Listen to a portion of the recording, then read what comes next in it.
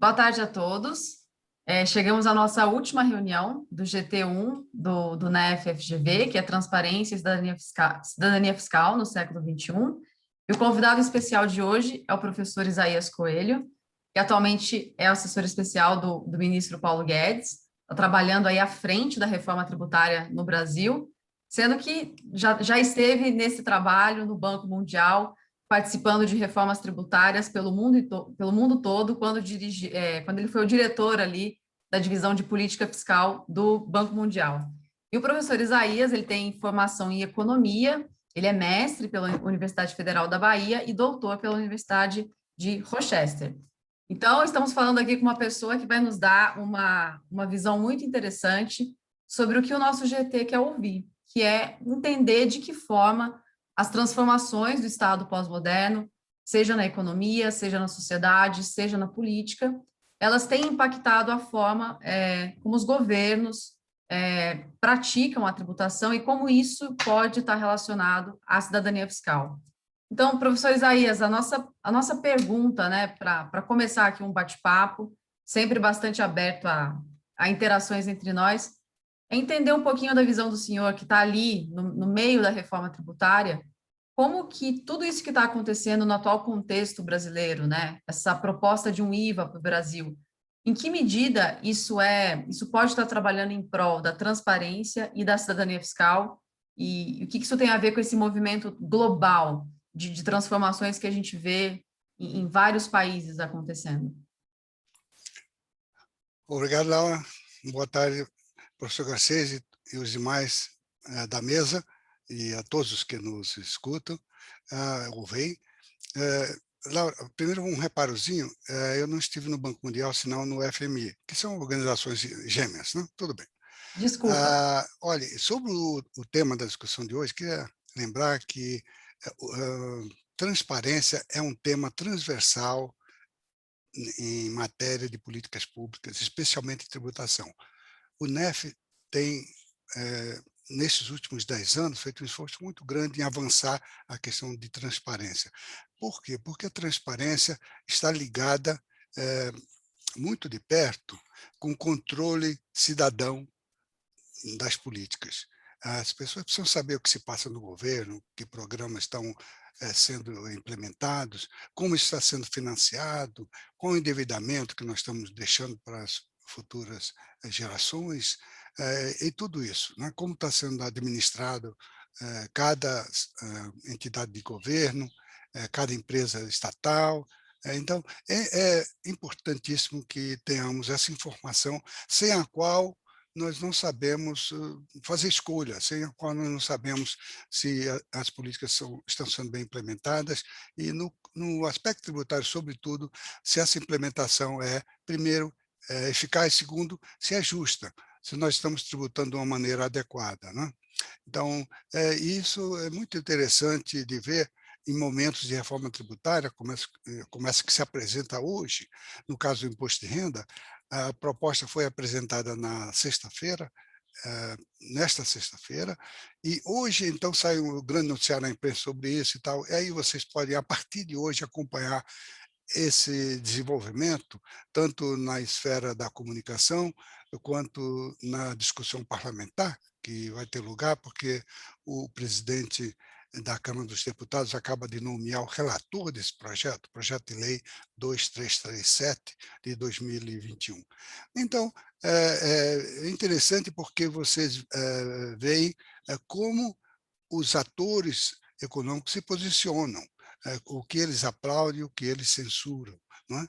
Então, especificamente, não é matéria para a discussão de hoje, eu tomo isso apenas como um exemplo de uma coisa que nem sempre a gente tem capacidade de observar, é onde os diversos interesses, diversos grupos sociais se encontram, que é no parlamento, para expressar a sua opinião, sua vontade, não é? No caso da reforma, ela tem um traço marcante de ser redistributiva. Ela libera muitos dos 30 milhões de contribuintes do imposto de renda, ela elimina a tributação sobre 6 milhões. Então, é uma coisa importante. E reduz a tributação dos demais, todos os demais, em escala decrescente. Quanto maior o nível de renda, menor o alívio que a reforma dá, mas é algo que isso é um fato, estão aí, né? E, por outro lado, ela traz certos inconvenientes. Por exemplo, as pessoas que têm na sua renda uma parcela grande de dividendos vão ser tributadas, que não eram tributadas, eram isentos. Outros que têm muitos recursos aplicados em fundos pessoais, fundos privativos, que não havia tributação sobre eles, até que a pessoa resolvesse pagar imposto. A verdade era essa. Você podia diferir indefinidamente. Você era só não liquidar o fundo, nem retirar dinheiro de lá, que você não pagava. Isso muda com a reforma, essas pessoas têm que pagar como o comum dos mortais paga. Se você for um banco e comprar cotas de um fundo, 2 vezes por ano existe um come cotas, existe pagamento que é descontado do seu capital lá, e você automaticamente paga, mesmo que você não se dê conta disso, né? O seu rendimento é menor porque tem que pagar imposto. Então, colocando todos no mesmo barco é uma coisa muito mais justa, obviamente, mas você verá que resistências a isso, de distintas maneiras, e portanto, é um observatório, é um ponto importante de análise que nós estamos vivenciando nesse momento, né?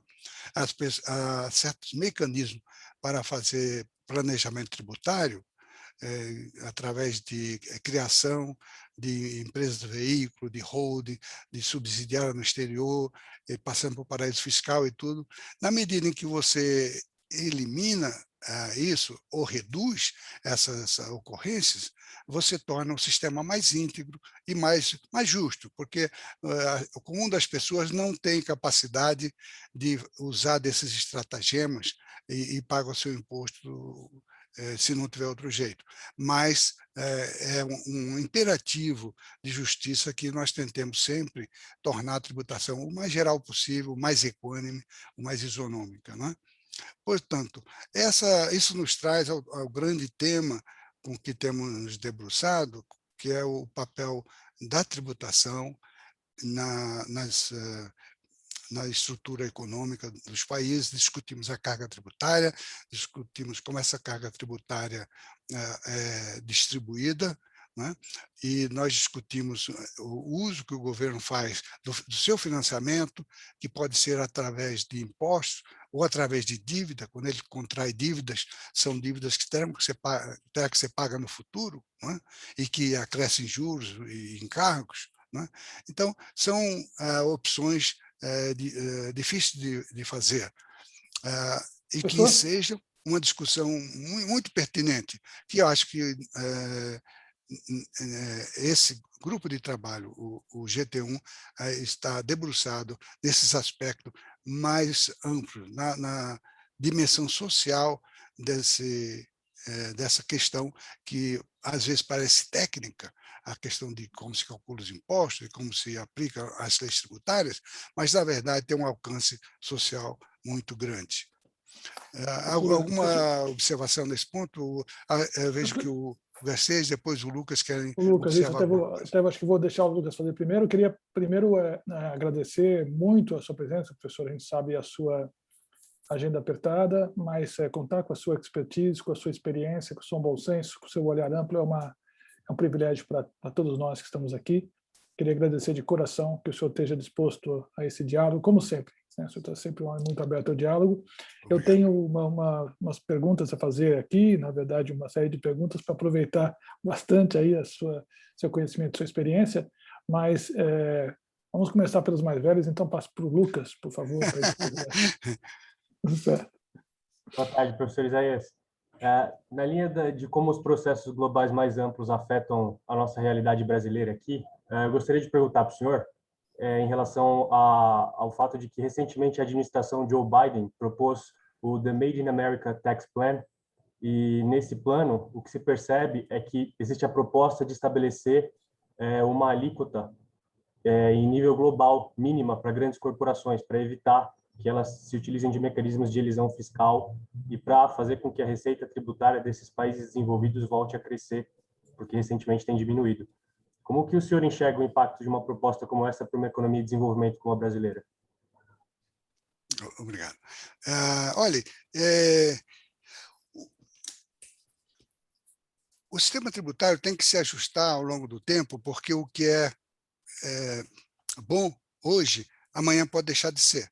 Por exemplo, nós introduzimos um imposto sobre heranças, antes queria saudar o Rodrigo Espada, nosso amigo que está aqui presente aqui.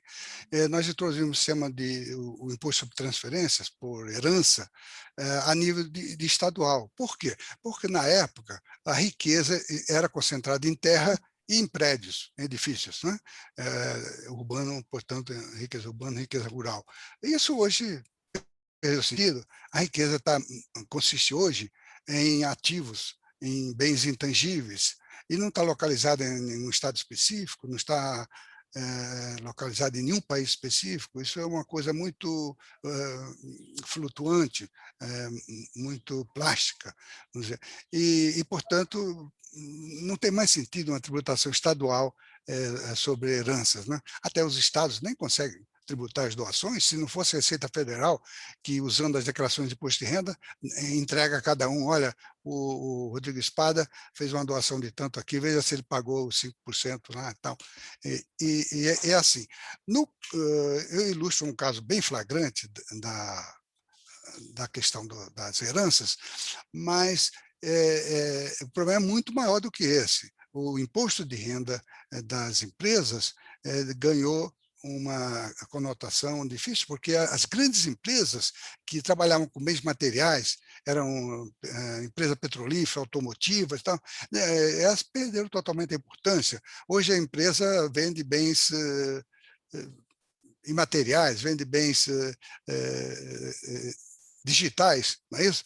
Então, e são as grandes riquezas do mundo, estão por aí. É muito difícil tributá-las, obviamente, porque elas não precisam ter presença física em nenhum país, não vão construir uma fábrica na Argentina ou no Brasil, não é? Então, ficou bastante mais difícil tributá-las.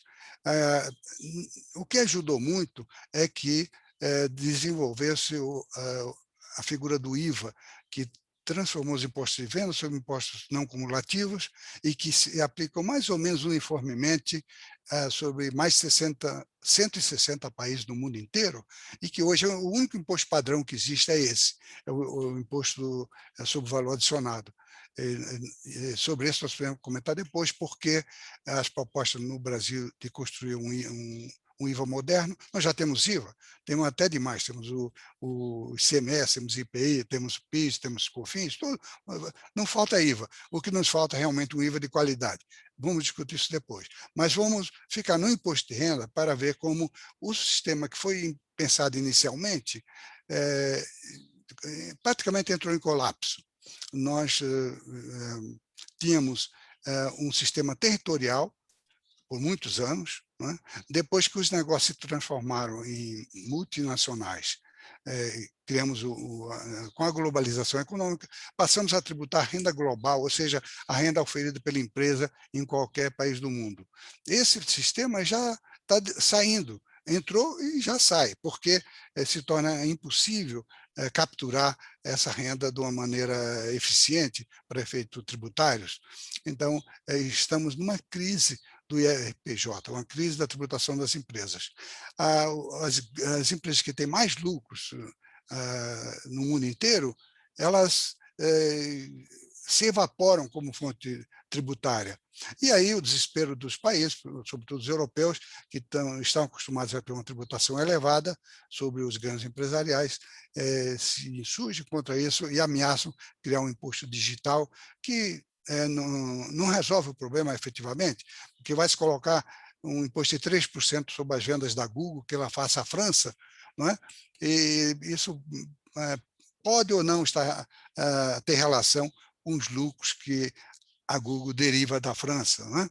Então, os Estados Unidos, vendo que isso prejudica, sobretudo, suas empresas, porque as grandes empresas digitais estão localizadas nos Estados Unidos, tenta mudar esse modelo em termos de capturar essas bases tributárias o mais possível, e lança essa figura de dizer, olha, em vez de você tributar esses 3% sobre as vendas, vamos compartilhar os lucros dessas empresas. Então, há uma proposta do G7, que se convencerem os membros do G20, que é um grupo já envolvendo países em desenvolvimento, inclusive o Brasil, pode vir a ser um padrão de tributação, ou seja, as empresas terão que ter uma tributação mínima de 15%, isso se aplicaria em cada país, apesar, depois de adotado esse critério. E os lucros, outro componente, e seria o pilar 2 do projeto. O pilar 1 consistiria em que os lucros dessas grandes empresas que vendem mais de 20 bilhões de dólares por ano, fossem tributados no que excedesse uma taxa básica de retorno, seriam 20% do excesso seria distribuído entre os diversos países na proporção da renda que essa empresa obtém de cada um desses países. Então, essa é uma proposta que sobre a mesa, ainda em estágio muito preliminar, não sabemos como isso avança, não é? Os Estados Unidos está colocando isso, claro que no seu interesse, talvez para sacrificar alguns anéis e não comprometer os dedos, porque a contrapartida é que os países europeus se comprometem a não adotar esse imposto digital, não é? E os Estados Unidos também obtêm que a parte do leão desses lucros fique em casa para ser tributados pelo Tesouro Americano. Bom, é onde estamos. Isso é algo que está em desenvolvimento. Nós teremos notícias sobre isso nos próximos meses, quando o G20 vai deliberar, primeiro a nível de ministros de finanças e presidente de bancos centrais, e mais para o fim do ano, no encontro global do G20, que sempre ocorre no mês de novembro. Essa mostra que a tributação empresarial está em fluxo, ela está sendo redesenhada, estamos em busca de maneiras mais eficazes de tributar as empresas do que temos feito até aqui. Esse é onde estamos. Professor, se puder complementar aqui, o Lucas acho que antecipou aí uma preocupação, né? Até antes de conversar aqui a gente já estava batendo um papo sobre isso, né? E eu acho que tem algumas questões que eu queria colocar para o senhor.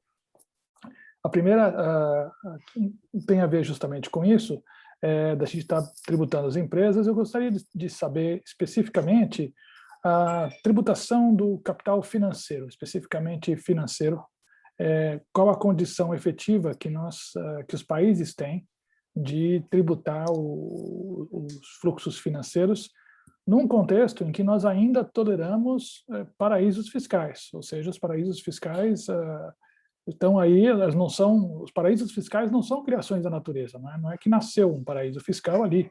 Paraíso fiscal é uma decisão política que interessa a atores econômicos e políticos importantes e que permite, portanto, que quem ganha muito, muitas vezes, pague quase nada. Né? Então, uma pergunta, acho que a primeira dimensão da minha pergunta tem a ver com se o senhor acha que a questão da tributação empresarial que está se transformando, né, as grandes corporações e tal, se ela dá conta do problema da tributação do capital financeiro, que é hoje o capital mais importante, né, do mundo. E segundo, claro que nós temos essa briga de cachorro grande aí, né? Tem uma briga da União Europeia com os Estados Unidos e vamos ver, como o senhor bem colocou, vamos perder alguns anéis para não manter os dedos, né? Mas a gente, os países em desenvolvimento, que é um eufemismo e tanto, já anel não tem mesmo e os dedos estão raquíticos. Né? Então, qual é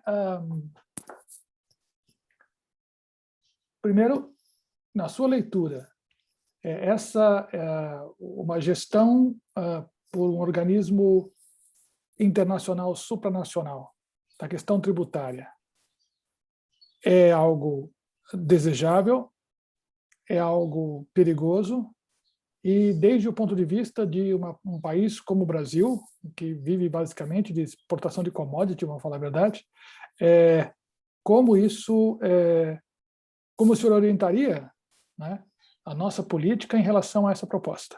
Então, acho que são três elementos, né? Um elemento que me parece muito central, que o capital financeiro parece ter uma volatilidade tão grande que ele escapa entre os dedos dos fiscos de todo mundo, e os estados, precisando se financiar, vão cair em cima daqueles que eles conseguem ainda de alguma maneira controlar, que são as empresas que produzem empregos, que produzem isso. Então, do ponto de vista de cidadania fiscal e de justiça social, pode ter um aspecto preocupante. Então, a taxação do capital financeiro global, né, seus fluxos.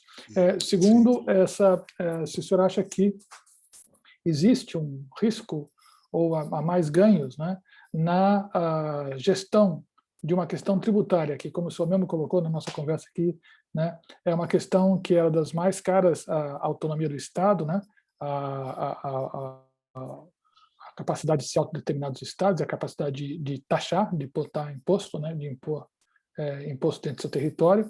Se uma gestão por um organismo multinacional e supraestatal, se ela de alguma maneira é desejável ou se os riscos são mais importantes do que os eventuais ganhos. E terceiro, essa é me parece, na minha leitura pelo menos, aprendendo aqui com o senhor, esse é um redesenho que está vindo, claro, na esteira da mudança das formas de produção do capital, e essas formas são mais desenvolvidas, evidentemente, nos países que lideram o processo de globalização. Desde o ponto de vista do Brasil, né, de um país chamado emergente, qual seria o nosso melhor posicionamento frente a essa pauta, professor? Pergunta muito difícil, Garcês. Olha, vamos por parte. Em relação aos paraísos fiscais, os paraísos foram criados pela natureza, né? Já os fiscais, não. Os fiscais é obra nossa, né? Veja bem, o Brasil sempre teve uma posição de oposição a esses desvios das bases tributárias para os fiscais, e foi mesmo um dos pioneiros em introduzir legislação punitiva para quem fizer uso desses instrumentos. Claro, como você diz, é muito difícil, nos escapa por entre os dedos, e não faltam normas antielisivas. Nós temos mecanismo de preço de transferência, mecanismo de subcapitalização, nós temos limites a taxas justas que podem ser praticadas, etc. Procuramos nos defender como possível, mas isso não basta, é muito difícil, porque há uma concorrência entre nações, e essa concorrência se manifesta através dos paraísos fiscais. Paraísos fiscais são pequenas entidades que normalmente pertencem a grandes potências. Então, ela não falta poder para controlar esses, se se quiser, obviamente, né? Então, você tem essas dependências dos grandes países que mantêm esses esquemas que são, não há dúvida nenhuma, predadores dos sistemas fiscais dos outros países, né? Então, isso é óbvio. Uma parte importante dos lucros das multinacionais são apresentados como ocorrendo em países muito pequenos, onde a empresa tem poucos empregados, tem poucos negócios, ou nenhum, e realmente é um lugar simplesmente para estacionar os lucros, né? Contra isso, surgiu um movimento importante, o BEPS, no contexto da OCDE, anos atrás, do qual o Brasil participa, e está em processo com as 14 ações, todas orientadas para aumentar o controle dos países sobre essas empresas, numa modalidade cooperativa, de intercâmbio de informação, de ação conjunta, etc. Respeitada sempre o critério da autonomia, da independência de cada país, que permite, a si mesmo, fazer ações conjuntas, desde que no interesse mútuo. Para isso existe o direito internacional, os tratados, as convenções, não é? E as formas de organização da atividade conjunta, permuta de informações, e muitas outras formas de os físicos se integrar, se organizarem. Isso daí, sim, vem sendo feito. O que muda agora é com essa perspectiva de se tributar minimamente algumas empresas, que eu não colocaria muita esperança nisso, porque é difícil você medir a tributação efetiva. As alíquotas nominais não dizem muita coisa, você sabe, não é? Então, é difícil estabelecer comparações internacionais, saber quem está tributando menos, porque, às vezes, um país pode ter uma alíquota bastante elevada, mas ter mecanismo de erosão dessa base, de forma que a tributação, na verdade, seja muito diminuta. Isso é perfeitamente possível. Eu dizia que o Brasil já tem uma atitude de defesa contra paraísos fiscais. Isso se revela nesse projeto que eu mencionei, que foi agora apresentado, em que os lucros remetidos ao exterior são tributados a 20%. Entretanto, se esses lucros forem destinados a paraísos fiscais, a tributação é agravada e a taxa passa de 20% para 30%. Então, porque exatamente para desencorajar até que os investimentos venham através desses mecanismos de paraíso fiscal. Agora, existe toda uma teia de tratados e também o que se chama na literatura de treaty shopping, que é fazer suas transações via exportação de capitais para países onde é mais conveniente o tratamento tributário, não é? Então, e nisso, o Brasil, como você diz, país em desenvolvimento, mas nós somos realmente, não estamos completamente num time ou no outro, porque nós também temos nossas multinacionais. Nós temos empresas brasileiras listadas nas grandes bolsas e com atividades que se espalham sobre muitos países, não é?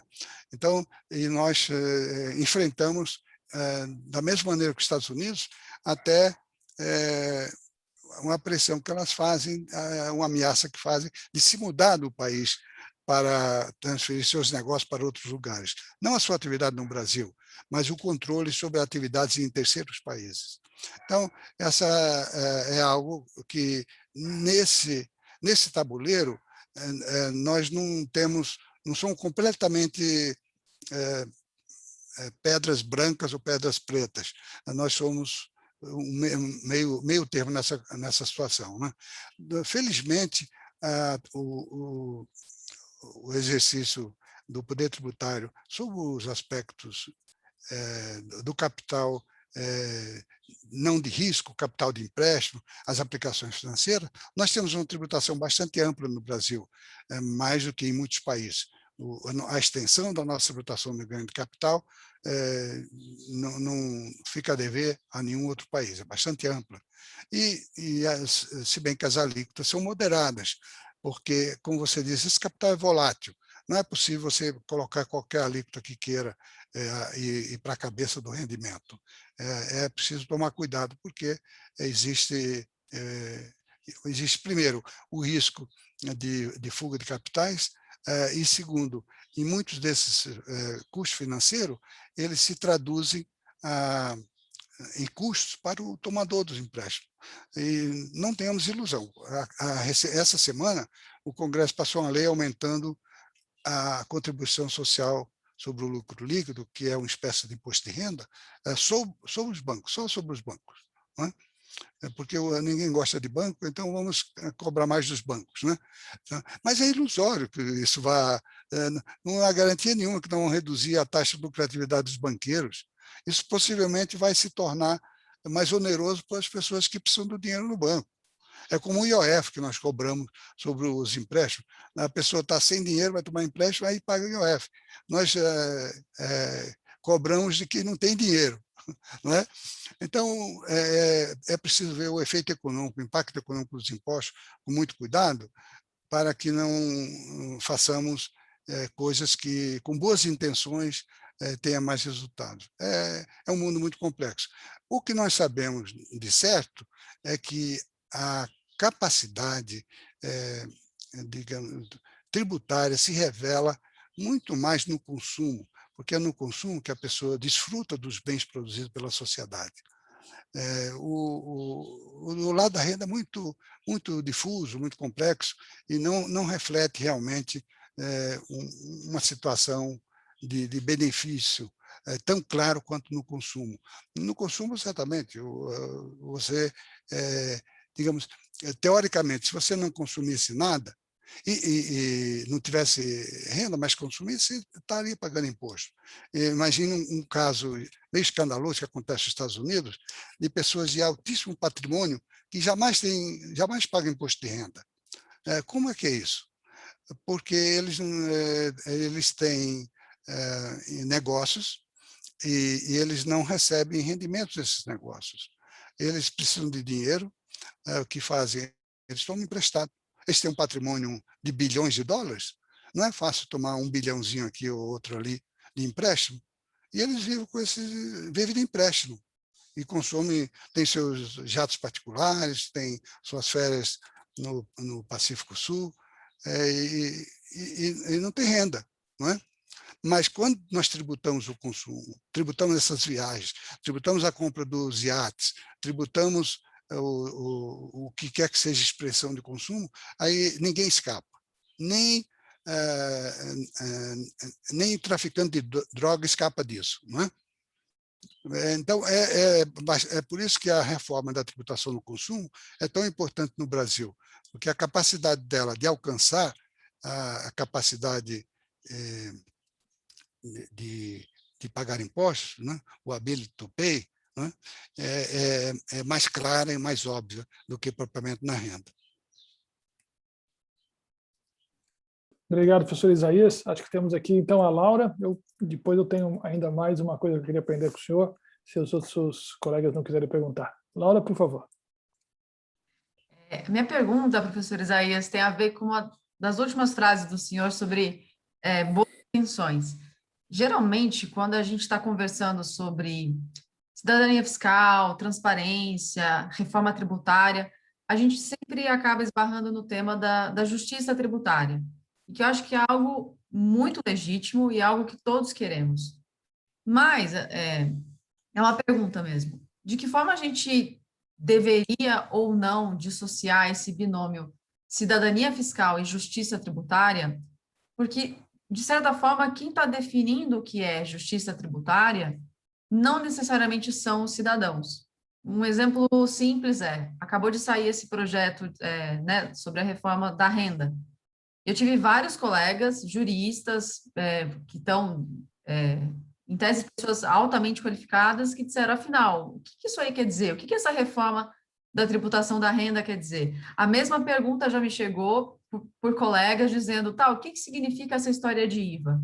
Então, me parece que a discussão tributária ela é sempre muito técnica e ela sempre escapa à compreensão dos cidadãos e até mesmo de profissionais que têm plena capacidade de compreender. Então, será que essa discussão que nós fazemos, ela está tão atrelada assim ao debate sobre justiça tributária, ou teríamos que dar um passo atrás e tentar entender de uma forma talvez um pouco mais fria e crua o que é cidadania fiscal propriamente?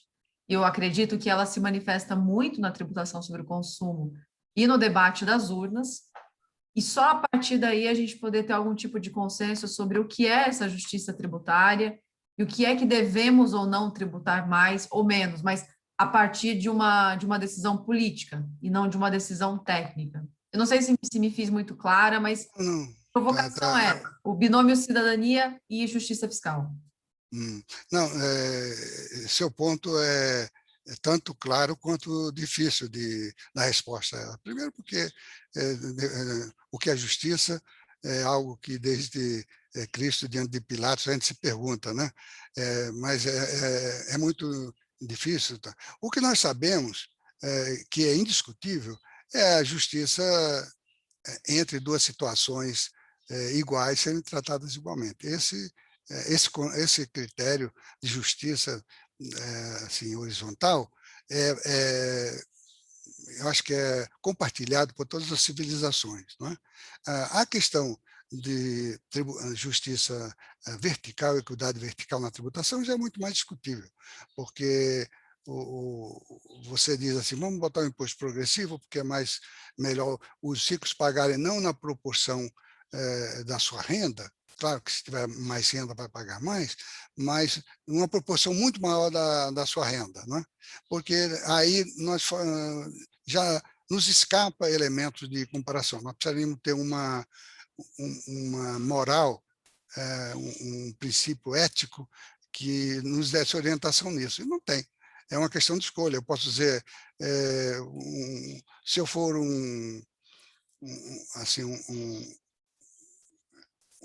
alguém bastante confortável num tratamento mais igualitário, vai dizer, não, vamos colocar uma tributação proporcional, como existe em muitos países, isso é suficiente. Já se eu tiver uma posição assim mais intervencionista, mais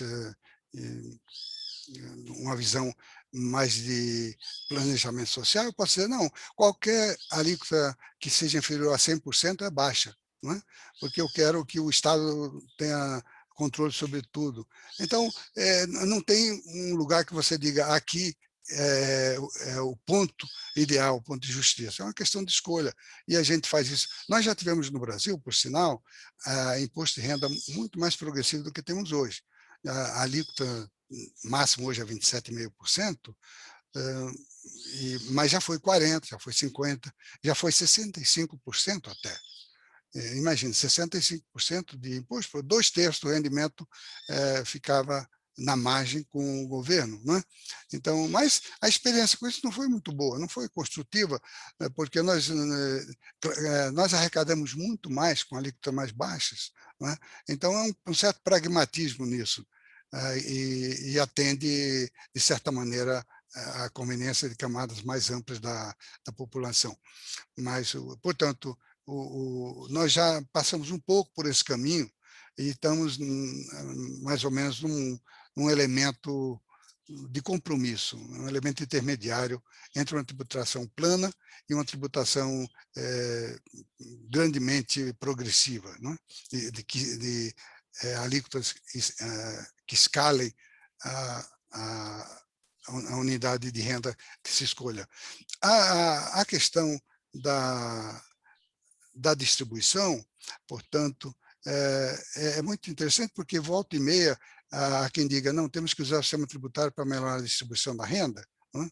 É claro que não podemos usar o sistema tributário para fazer injustiças, mas não temos esperança que ela vai melhorar substancialmente a distribuição da renda. Se você olhar a experiência europeia, onde há regimes bastante, digamos, social-democratas e distributivistas, e que tenham uma tributação muito mais progressiva do que a que nós temos no Brasil, você vai ver que o impacto nos coeficientes de distribuição, nos índices de Gini, é quase a mesma coisa, antes e depois de impostos. Não muda a estrutura de riqueza no país através da tributação. O que muda, sim, e aí quando você compara o Gini antes e depois, dá uma diferença muito grande, são as transferências de renda. Se você der um apoio às famílias pobres, se você tiver transferências financeiras, não é? Impostos negativos para essas pessoas, isso sim dá um impacto muito notável. E acho que no Brasil, se nós não tivéssemos esses instrumentos que nós temos de distribuição de renda, como o Bolsa Família e outros programas sociais, programa de aposentadoria para idosos, não contributivas, etc., nós teríamos uma situação terrivelmente pior comparado com o que nós temos hoje, que já não é confortável. Né? Professor Isaías, se me permite, então, se eu coloca tanta coisa na cabeça, fica rodando aqui para fazer perguntas, nós temos um tempo curto, mas eu queria fazer. O senhor colocou justamente um outro ponto que eu queria ouvir sobre a equação, que é a questão da distribuição e da justiça social e tudo isso, né? Acho que algumas premissas que me parecem tão, se eu me corrija se estiver errado, implícitas aí no seu nas suas observações, nas suas explanações. Claro, a gente tem um limite para a capacidade de tributação e o que fazer com o sistema tributário, ele não é o único espaço, né? Mas nós vemos aqui algumas características importantes, me parece.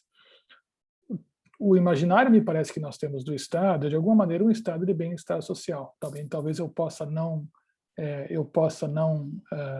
fazer distribuição de renda muito efetiva com o sistema tributário, mas um objetivo mais modesto, mas talvez muito importante, de condição de vida mínima para as pessoas, seja um objetivo legítimo para o funcionamento do sistema tributário.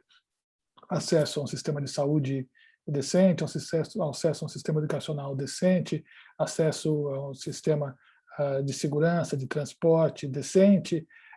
Acho que esses são objetivos que devem ser perseguidos, ainda que, vamos imaginar, que a diferença de renda não diminuísse, mas que mesmo os mais pobres tivessem acesso aos serviços essenciais de qualidade. Para isso, o Estado precisa se capitalizar, certo? E aqui que entra o sistema tributário. O Estado precisa se capitalizar. Então, minha pergunta para o senhor é nesse sentido, de novo, algumas dimensões na pergunta.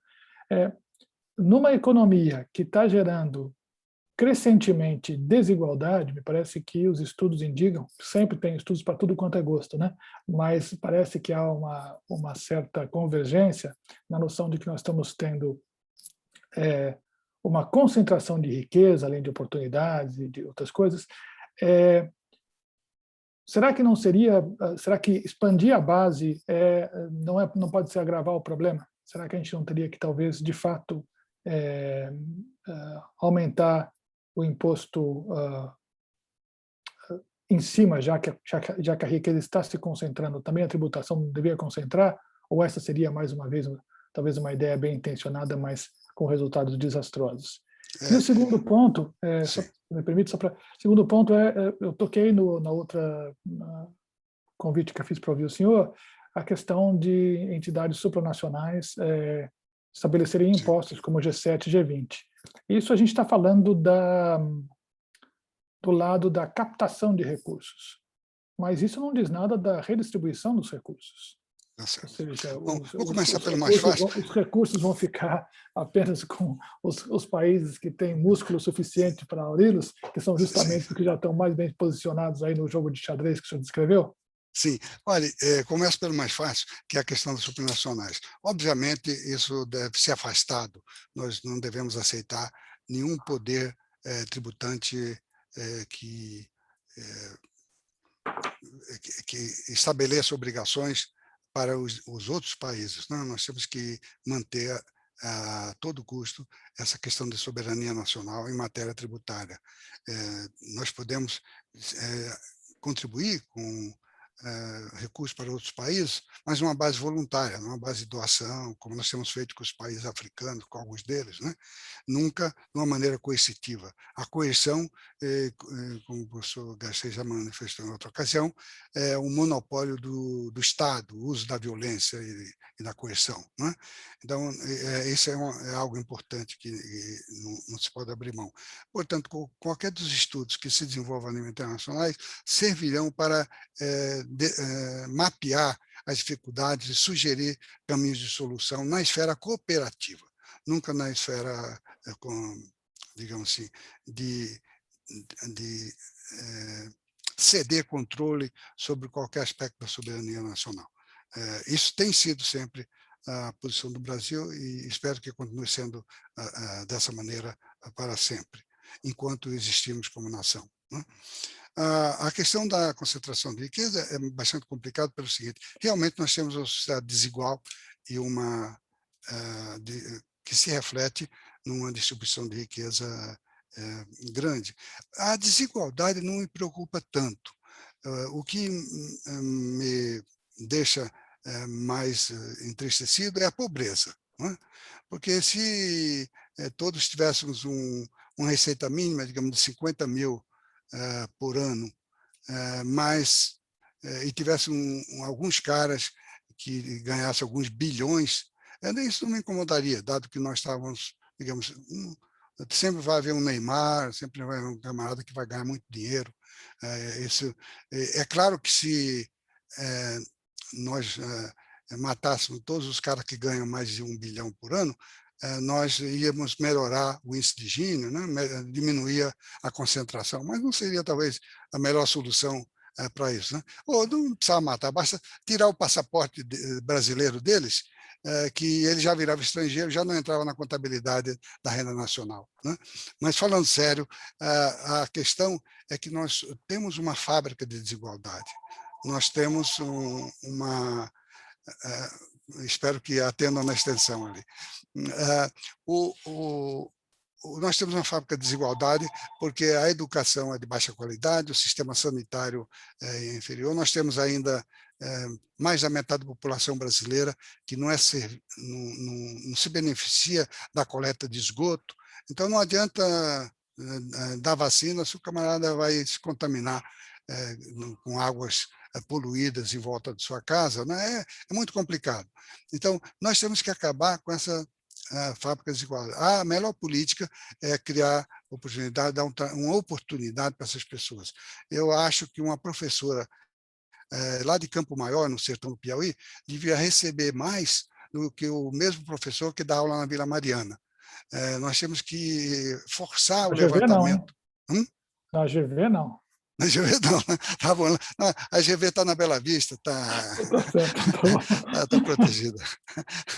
Então, mas o que eu digo é que nós temos que mudar essa equação. Nós não podemos perpetuar a desigualdade, a riqueza e a falta de recursos nesse nível social. Então, é uma preocupação nossa, é um dever nosso cuidar dos nossos irmãos que estão, digamos assim, não ter oportunidade, porque o cara nasceu lá num lugar que não tem escola, não tem água, não tem luz, não tem nada. Como é que ele vai fazer? Se ele conseguir se alfabetizar, já é um milagre, não é? Então, é preciso que nós cuidemos de nossos irmãos, todos eles, que nós temos uma oportunidade. Eu acho que se nós fizermos isso, o resto se resolve. Porque o cara lá do sertão do Piauí é inteligente, ele não tem menos neurônio do que o cara da Vila Mariana. Então, é só dar as condições para ele que ele vai embora, né? Ele vai ser empresário e tal.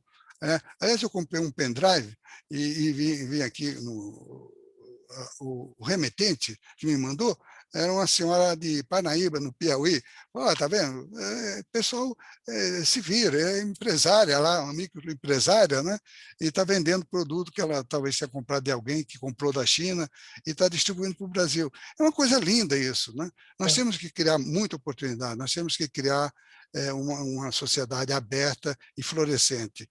E eu acho que isso é o mais importante, né? E, claro, e nós vamos usar o dinheiro dos impostos, mesmo que os impostos não sejam lá essas coisas em termos de impacto distributivo, mas se nós usarmos esse dinheiro dos impostos para criar esse estado que você chama de bem-estar social, nós chegaremos lá. Estou de pleno acordo, professor. Acho que o combate à miséria mesmo, e essas condições mínimas de vida, água limpa, esgoto, você não ficar morando junto dos dejetos que você gera. Isso se nós como país não conseguimos fazer isso, é que nós estamos fazendo escolhas muito erradas, né? Muito errado. Eu vou pedir, então, a sua gentileza, professor, de se puder aceitar, eu sei que estamos em cima do seu tempo aí também, o tempo da nossa gravação, pedir, por favor, Breno, é importante a sua pergunta, e tanto a pergunta quanto a resposta de vocês aí, se puderem ser mais concisas dessa vez, para que a Laura possa encerrar aqui a nossa conversa para todo mundo que está nos assistindo. Por favor. Eu prometo ser bem objetivo, professor Isaías. Nós temos hoje, já no Congresso Nacional, duas propostas quase que complementares da tributação sobre consumo. Uma da CBS, encaminhada pelo governo federal, e uma que surgiu do próprio Congresso, que é a PEC 45 ou a PEC 110. E temos agora, desde a semana passada, uma reforma sobre a tributação da renda. Podemos fazer críticas a ambas, a todas essas propostas, mas o importante é lembrar que tanto a do consumo quanto a da renda sinalizam algumas direções. A do consumo sinaliza uma direção de redução de complexidade, de redução de distorções alocativas e outras questões. A da renda também sinaliza especificamente a busca da renda do acionista, do sócio, e isso, a teoria econômica é bem rica em dizer que é melhor tributar o acionista e não a empresa. E aí a minha pergunta, professor, não é sobre as propostas, fique super tranquilo, é o seguinte: pensando em redução de desigualdade, pensando em um país em desenvolvimento como o Brasil, que tem uma altíssima, que tem um nível alto hoje de desemprego, agravado durante a pandemia, não estaríamos na hora de pensar em uma reforma da tributação do trabalho, da tributação? É isso, é essa a minha dúvida. Sem dúvida. Você tocou num ponto muito frágil, muito nevrálgico. A tributação, as relações de trabalho estão numa transformação muito grande. O paradigma patrão-empregado está desaparecendo. E o sistema previdenciário baseado em contribuição sobre a folha tem que dar lugar a alguma coisa melhor do que isso. Então, é algo que nós ainda não temos soluções muito boas para isso, mas é urgente tratar disso, porque é um grande empecilho. Nós temos 14 milhões de desempregados e esses ônus altíssimos sobre a folha, eles marginalizam o trabalhador. Então, dá alguma segurança para o trabalhador que está empregado, mas penaliza o que não consegue ter acesso ao mercado de trabalho. Não dá para, o tempo não nos permite desenvolver muito isso, Breno, mas é algo que nós temos que pensar e pensar seriamente no que fazer com esse problema da folha. Professor Isaías, muito obrigado. Acho que aqui daria para fazer realmente 2 ou 3 sessões só com o senhor. Tocamos a questão do financiamento do Estado, tocamos a questão da mudança das formas de produção, das lógicas de tributação, a questão do trabalho. Acho que isso mostra a complexidade do tema e o privilégio que é, professor, ter alguém com a sua capacidade, mas com a sua simplicidade e capacidade de expressão e abertura para o diálogo, está entre nós. Então, eu queria, antes de passar para a Laura, em nome do grupo, mas em meu nome, agradecer calorosamente mesmo a sua presença, o seu trabalho e a sua dedicação para fazer uma sociedade, não vou dizer nem mais justa, mas que seja pelo menos menos injusta, e isso o senhor tem se dedicado com toda a força. Muito obrigado, professor. E, Laura, se você puder, então, para a gente fazer o encerramento. Só reiterar os agradecimentos. Acho que quando a gente ouve o professor Isaías, a nossa cabeça abre assim para muitos canais, e pela disponibilidade do senhor, que está com a agenda aí impossível de ter dedicado 1 hora aqui ao nosso GT. Esse vídeo está gravado, a nossa intenção é fazer um apanhado de todas essas conversas que a gente teve ao longo do semestre. O senhor está encerrando aqui com chave de ouro um ciclo que a gente teve de conversas, que foi assim, não poderia ser ninguém melhor que o senhor para ser a última fala dessa rodada. Todas foram excepcionais, mas foi muito legal o encontro. Então, só agradecer e desejar que no próximo semestre a gente possa se ver novamente. Professor Garcês? Lembrar uma coisa muito simples, técnica. Seguinte, professor, nós temos combinados aqui com nossos convidados, é que a gravação seja submetida ao convidado antes, né? Porque às vezes ele pode desejar que uma frase ou outra, que uma passagem ou outra, que se dá aqui num ambiente mais informal das nossas trocas, que talvez para um público mais amplo, mais diverso, mais heterogêneo, se o senhor sentir que não deseja que isso ocorra, então sempre... Não é necessário, não é necessário. Então tá bom. Como fala... Ou então uma nota explicativa sobre o desaparecimento dos super ricos, alguma coisa assim.